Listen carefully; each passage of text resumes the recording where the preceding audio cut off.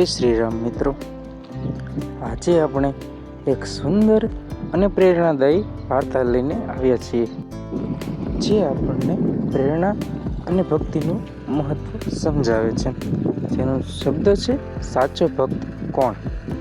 એક વખતની વાત છે, એક ગામમાં ઘણા બધા ભક્તો રહેતા હતા। બધાને પોતાની ભક્તિ પર ખૂબ જ ગર્વ હતો। રોજ કોઈ મંદિર જતું, તો કોઈ દાન આપતું, તો કોઈ રામધૂન ગાતું। બધા કહે, હું સાચો ભક્ત છું, એવી રીતે બધા આ ગામમાં કહે। એ ગામમાં એક વખત એક વૃદ્ધ સંત આવ્યા। ગામવાળાઓએ એમને કહ્યું, હું ભગવાનનો સૌથી મોટો ભક્ત છું। આવું દરેક જણે એ સંતને કહ્યું। એવું દરેક જણ કહેતો હતો સંતને। તો સંતે કહ્યું, સારું, તો હું એક કસોટી રાખીશ। જે સાચો ભક્ત હશે તેને ભગવાન દર્શન આપશે, આવું સંતે કહ્યું।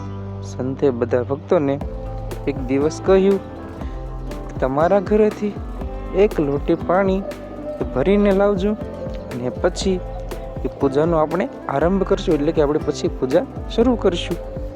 દરેક ભક્ત લોટી લઈને પાણી ભરવા ગયો।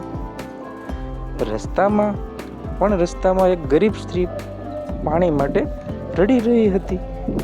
એની પાસે ભૂખ્યા બાળકો હતા। તો કેટલાક ભક્તોએ સ્ત્રીને અવગણ્યા। હું ભગવાન માટે લાવું છું પાણી, આગળ વધી ગયા।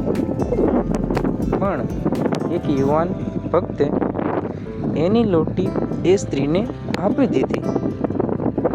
એણે કહ્યું કે મારે ભગવાનને પાણી આપવાનું છે, પણ એ ભગવાન તો ભૂખ્યા જે બાળકો છે એ બાળકોમાં છુપાયા છે। તે ખાલી હાથ પાછો આવ્યો।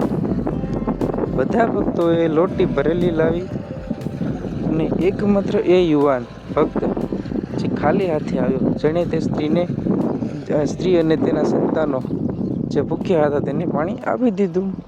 સંતે એમ જ યુવક ભક્તના પગે પડી ગયો, અને સંતે કહ્યું કે સાચો ભક્ત એ નથી કે જે મંદિર જાય છે, પણ સાચો ભક્ત એ છે જે દુઃખી જનની સેવા કરે છે।